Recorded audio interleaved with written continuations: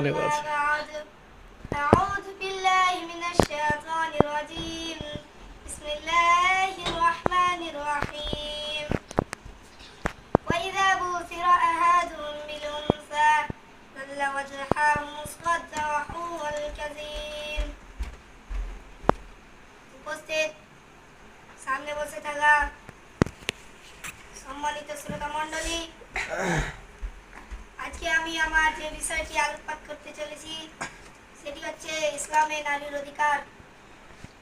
ইসলামে সর্বপ্রথম নারীর মর্যাদা দিয়েছে, সমাজে নারীর মর্যাদা দান রাসূল সাল্লাল্লাহু আলাইহি ওয়াসাল্লামের একটি উপযুক্ত সংযোগকার।